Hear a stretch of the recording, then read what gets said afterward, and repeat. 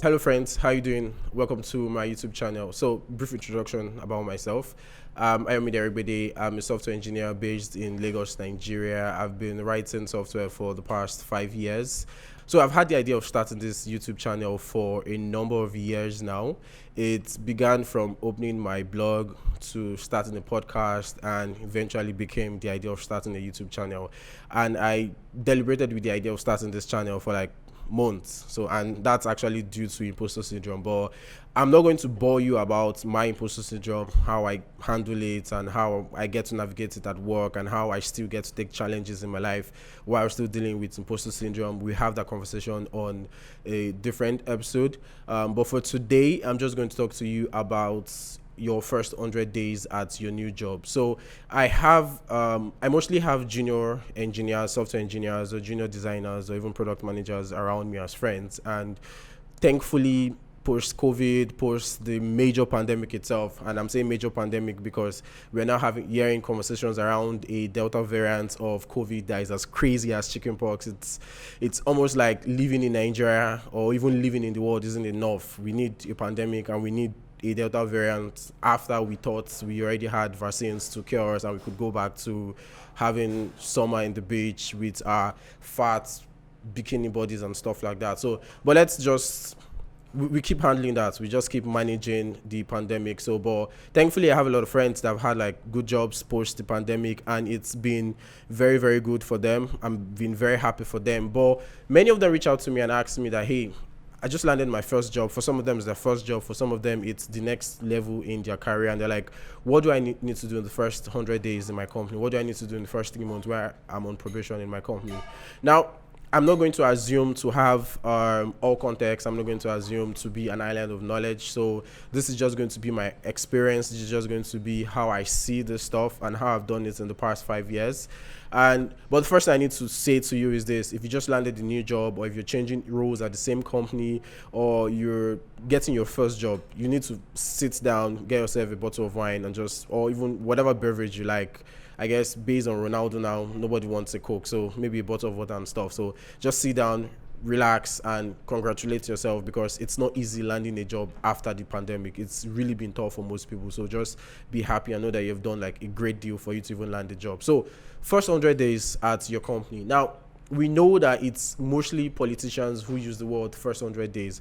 So you get the president of the United States saying, hey, this is what I'm going to do in my first 100 days. You get the president of Nigeria saying, hey, this is what I'm going to do in my first 100 days. And they're like very, very high expectation. It's like a very, very important moment for people when they're listening to their presidents, giving them their agenda, giving them their plan for their first 100 days. Because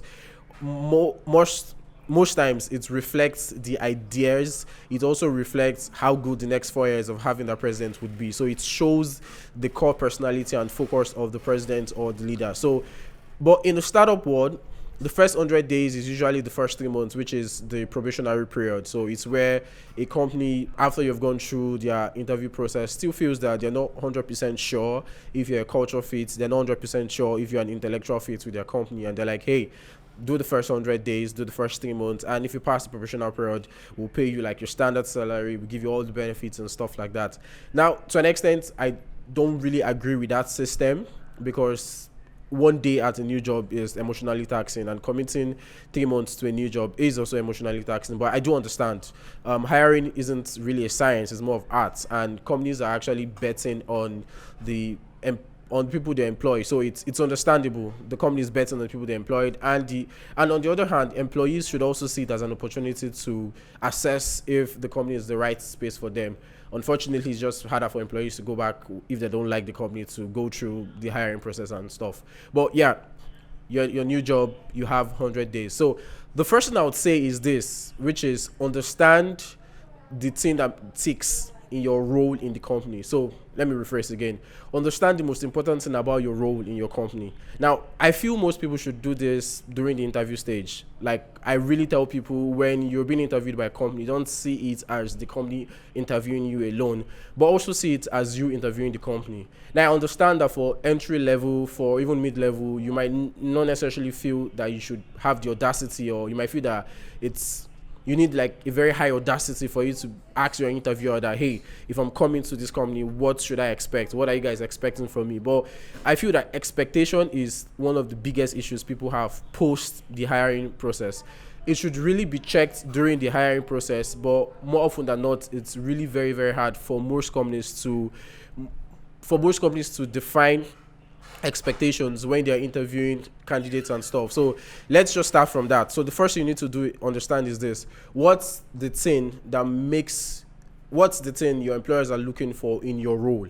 And again, what I'm saying your role is this. I read an article a couple of months back about how engineers or how people can join companies and they can be very excellent employees but bad at their roles. So you're employed as a product manager and you're actually very good at tracking bugs and stuff like that, but you're not necessarily good at setting product vision, at guiding engineering teams to achieve product features and stuff like that. Or you could be an engineer that is good at writing documentations, but you were hired as an engineer, not a technical writer, and you suck at your role, but you're a very good employee. You communicate and stuff like that. So the first thing to do is to find out the most important thing about your role in the company. If you did not really have absolute clarity or confident clarity during the interview process, I think your first one-on-one with your manager, that should be the first thing you should ask. Hey, in this role, what are the expectations of the company? So looking at the fact that you guys already had like previous engineers, so based on your assessments of all of previous engineers that have been in this team or under your wing, what's the most important thing you look out for?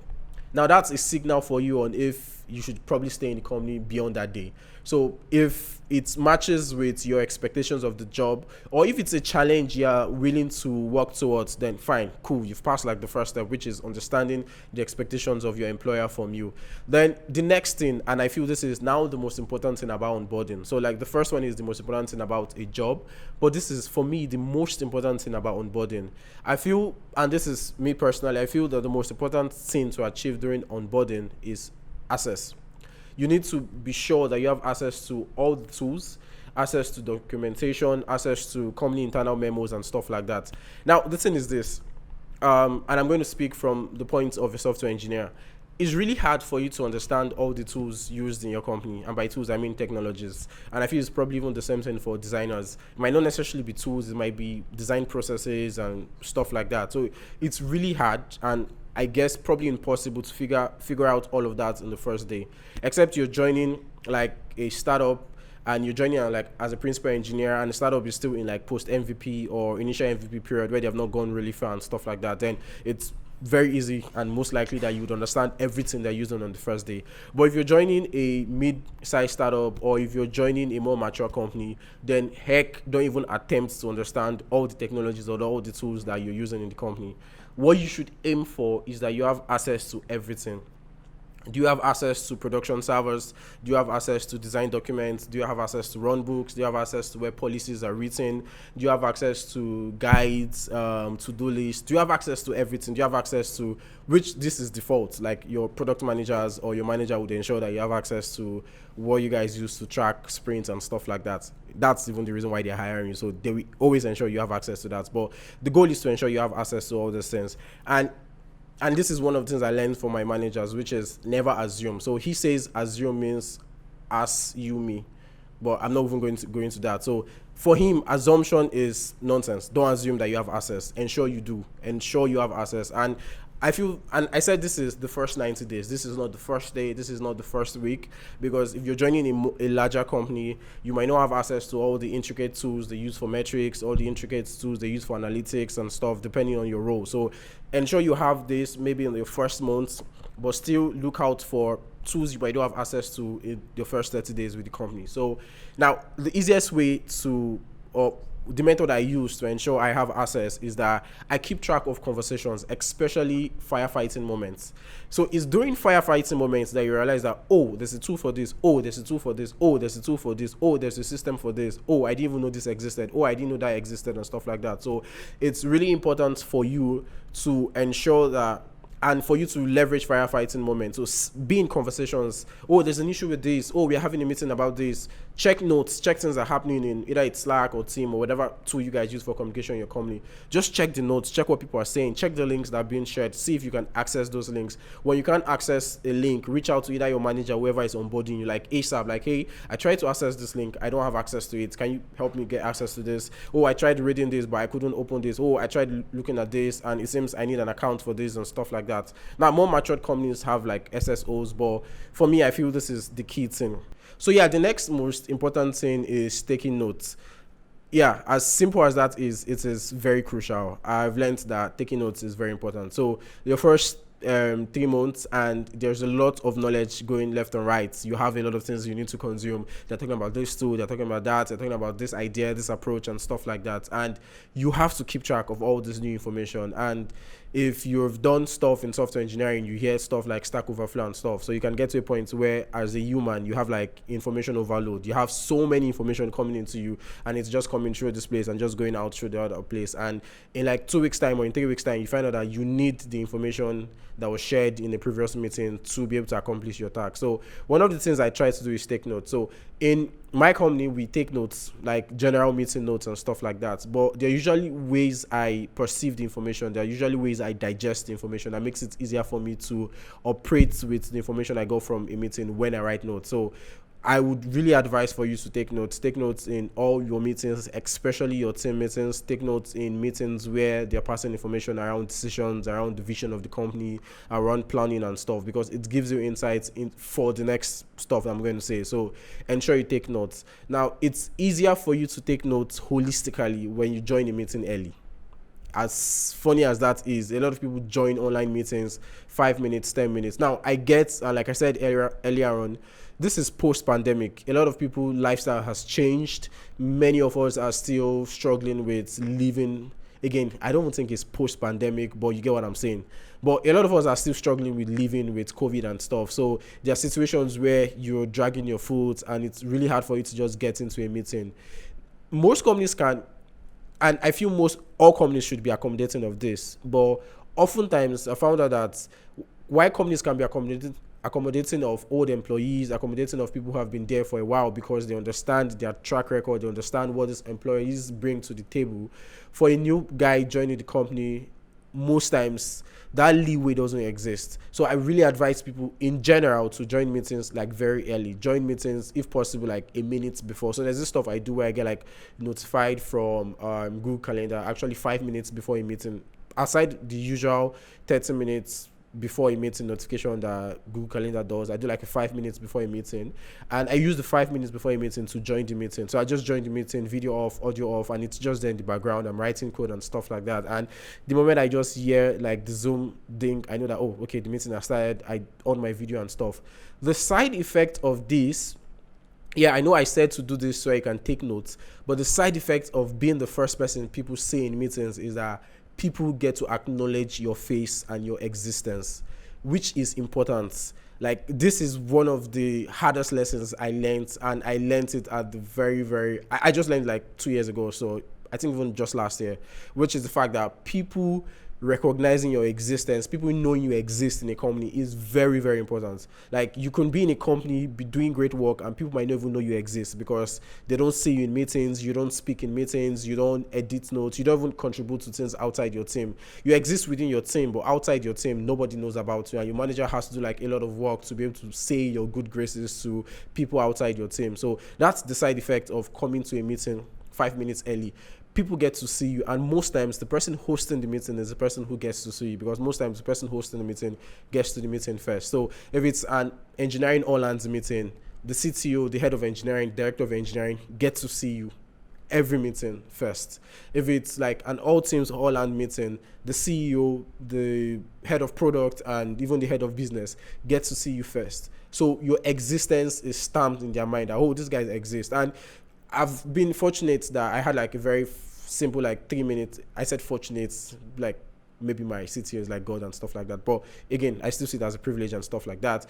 I was fortunate that I joined the meeting like 3 minutes early, and I had like a 3 minute conversation with my CTO. People joined and we just had like a chit chat until 5 minutes into the meeting where everybody was around and we started the meeting and stuff. So those things help.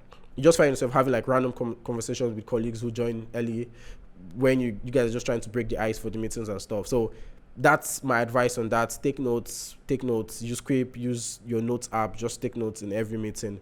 Now, why does it help to take notes? And I'm going to end with this. It's easy for you to find opportunities to contribute to your team when you take notes from meetings. Because when you take notes from meetings, during the period when you're taking notes in the meeting, you're taking notes after the meeting or taking notes of the conversations we had during the meeting, you get to reprocess the whole meeting itself. Now, you might not necessarily be able to do this for all meetings. So if you can't do this for all meetings, do this specifically for team meetings and important all-hand meetings. There might be optional meetings where you might not necessarily take notes, maybe just a PSA that's been announced and stuff like that. But for your team meetings and for all-hand meetings, I would really advise you take notes. This gives you the opportunity to reprocess the meeting itself while you're writing your notes. And most times I find out that you get that toilet moment, that eureka moment where you're like, oh, okay, we could probably do this. Oh, okay, we could do this. Oh, okay, I've done this in my previous company. And if you're an entry-level staff, that gives you an idea to be like, hey, so I had some thoughts around this because I had some thought around this when I was writing my notes from the meeting we just had, and I feel that we could take this approach, or I feel like would be better for us to experiment doing this and stuff like that. I would come to the importance of communicating. I'll come to the importance of dropping your ideas, which is like the final step, which is taking charge and finding places to contribute. But we'll probably do this on the next video. Thanks for coming to my YouTube channel. Thanks for watching the first video. I hope you like it. If you like it, subscribe, like this video, and see you next time.